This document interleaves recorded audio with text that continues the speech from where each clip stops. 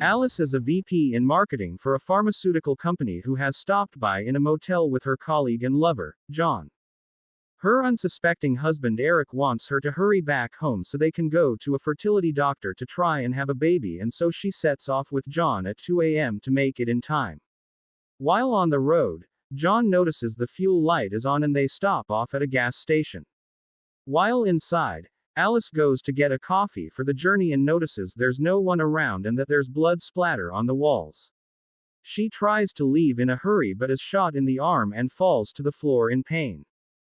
Meanwhile, John is in the car, unaware of what's going on with the music turned up. Alice writhes in pain and tries to get her cell phone from the floor, but the sniper shoots it just before she can get to it. She scrambles and hides while calling for John, but he can't hear her.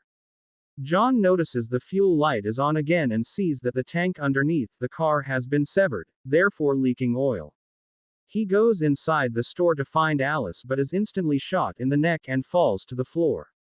Alice freezes in a panic and watches as the shooter kills him with a bullet to the head. She manages to get a hold of a two-way radio on the counter after hearing someone calling out asking for Amelia on it. She contacts the man on the other side and asks him to call for help.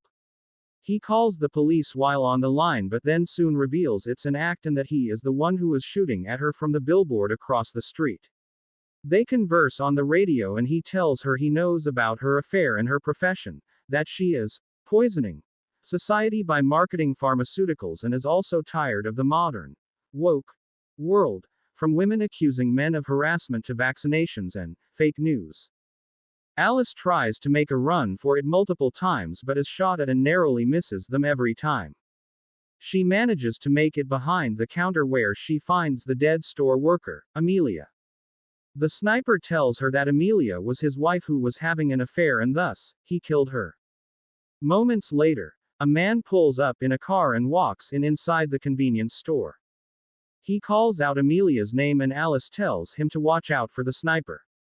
He finds Amelia's body and mourns her, but Alice has the realization that the shooting seemed to have stopped when he entered.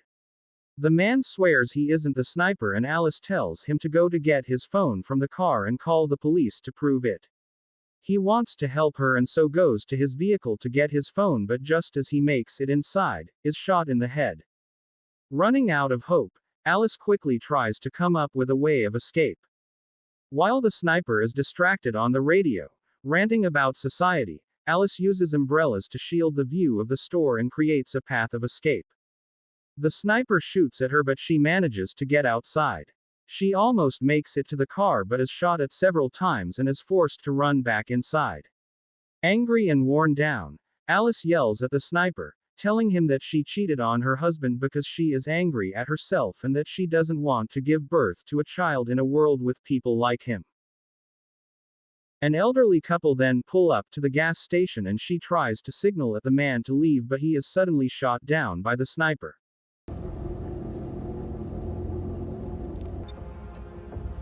His wife gets out to check on him and suffers the same fate. Alice notices a young girl in the car and begs the sniper not to hurt her, even willing to sacrifice herself for the little girl. The sniper gives her the opportunity to save the girl and she manages to get the girl into the store and hidden in a safe place located in the garage. Alice taunts the sniper to come face her and he obliges. The hooded man enters the store in a ski mask and a handgun. He searches for her, telling her he could be a typical lunatic shooter, or maybe hired by her husband or even a disgruntled employee. Suddenly, he is ambushed by Alice, who impales him using a metal rod and stabs him in the back. He fights her off and slams her into the glass refrigerator. Crawling on the floor, he shoots her and goes into the garage to search for the little girl. He manages to find her and tells her there's nothing to worry about. Alice appears behind him and hits him over the head with a fire extinguisher multiple times.